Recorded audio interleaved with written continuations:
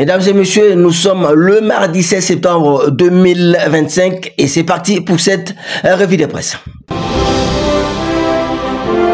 Assemblée nationale, la pétition contre Vital Kamerhe déposée, son avenir en jeu, les gros titres du quotidien Information Générale, Info 27 ans. Chez notre confrère, nous lisons à peine session budgétaire de septembre ouverte. Vital Kamerhe voit son avenir à la tête de l'Assemblée nationale. Compromis lundi 15 septembre, le député national Crispin Bindoulé et son groupe ont officiellement déposé une pétition visant à destituer le président de la Chambre basse ainsi que 4 autres membres du bureau, rassemblant 262 signatures dans un geste inédit qui place la Chambre basse sous tension. Le même sujet relayé par le tabloïd Ouragan, Kamerhe, la fin des mythes, titre notre confrère. En quoi notre confrère? Dans les salons quinois, les diagnostics est unanime. Kamerhe n'a plus de salut.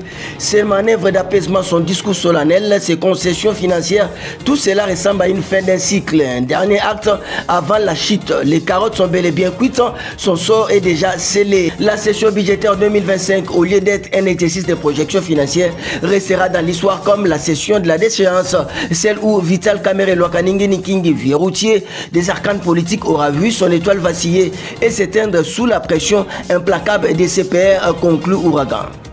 Toujours dans les allées du palais du peuple, l'Assemblée nationale, le député Eric Chikouma place la session budgétaire de septembre 2025 sous les signes du contrôle rigoureux. La grosse exclamation du site d'information générale au Capi News. En quoi ce site d'information générale, le député national Eric Chikouma, élu de la circonscription de la Funa, a rappelé à cette occasion les enjeux de cette rentrée parlementaire. Nous allons scruter sans complaisance les prévisions budgétaires 2026 afin d'éveiller à leur alignement avec les priorités et urgences de notre peuple qui attend des résultats concrets.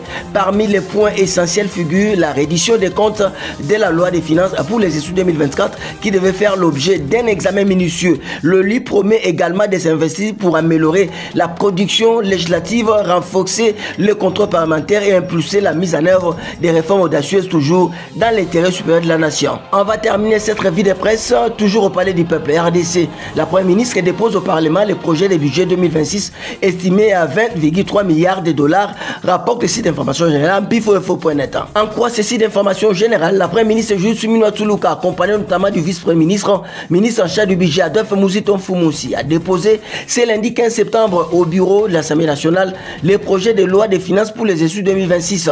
Ce projet de budget équilibré en recettes et en dépenses est chiffré à hauteur de 59 000 milliards de francs congolais équivalent à 20,3 milliards de dollars. Il priorise les questions de sécurité ainsi que de l'agriculture, des infrastructures et de l'énergie. Ça n'est donc fini pour cette revue de presse. Après le rendez-vous pour demain, tous derrière nos phares d'essai.